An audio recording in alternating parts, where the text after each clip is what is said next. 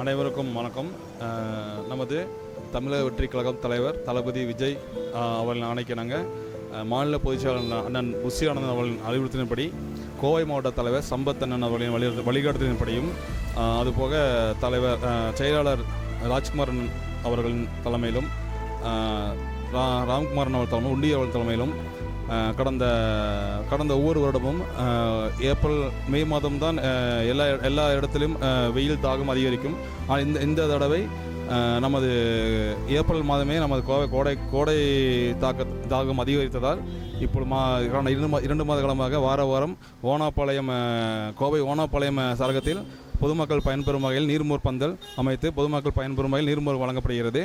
கடந்த 2 மாதமாக கொடுத்து கொண்ட பொதுமக்களின் பொதுமக்களுக்கு நீர்மோர் வழங்குதல் நிகழ்ச்சி நடைபெற்றுக் கொண்டிருக்கிறது.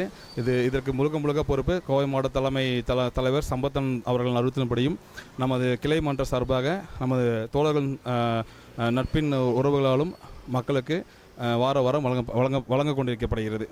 ஓகேண்ணா, நலத்திட்டங்கள் வந்து என்ன மாதிரி நலத்திட்டங்கள் பண்ணிட்டு இருக்குன்னு தொடர்ச்சியா கடந்த கோவை மாவட்டத்தில் எல்லா இடத்துலையும் கொடுத்துட்ருக்குறோம். தலைமை 5 தொகுதியில் நம்ம சம்பத்தன தலைமையில் எல்லாத்துக்கும் வழங்கிட்டு இருக்கிறோம். பார்த்திங்கன்னா நீர்மோர் பந்தல், அது போக அன்னதானம், குழந்தைகளுக்கு பாட புத்தகங்கள், அது போக வாரம் 50 பேர் 50 பொதுமக்கள் குழந்தைகளுக்கும் பால், முட்டை, ரொட்டி, பழம், பிஸ்கட் வழங்குதல் நிகழ்ச்சி நடைபெற்று கொண்டிருக்கிறது. ஓகே, நான் இப்போ அரசியல் கட்சி ஆரம்பிச்சிருக்காரு. இப்போ அவருடைய பிறநாள் வரப்போகுது, 50 பிறநாள். அதை முன்னிட்டு என்ன மாதிரி திட்டங்கள் வச்சுருக்கீங்க? அதை மட்டும் பார்த்தீங்கன்னா எல்லா கோயில்களையும் அர்ச்சனை, தளபதிக்கு முதல்ல அர்ச்சனை செய்கிறோம். அது போக குழந்தைங்களுக்கும் வயதான முதியோர்களுக்கும் அன்னதானமும் குழந்தைகள் படிப்பு செலவுக்கான ஊக்கத்தொகையை கொண்டுகிட்ருக்கோம்.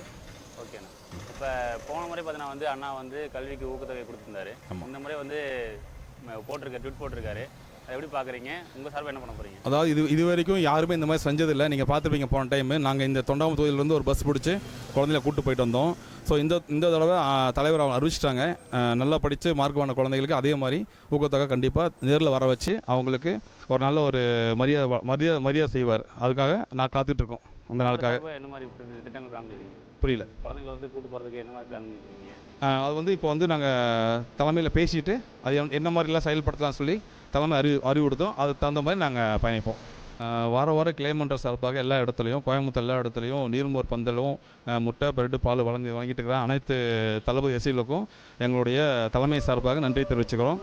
தோழர்கள் அனைவருக்கும் பெரிய ஒரு மகிழ்ச்சி, சந்தோஷம், மகிழ்ச்சி, நன்றி தெரிவிச்சுக்கிறோம்.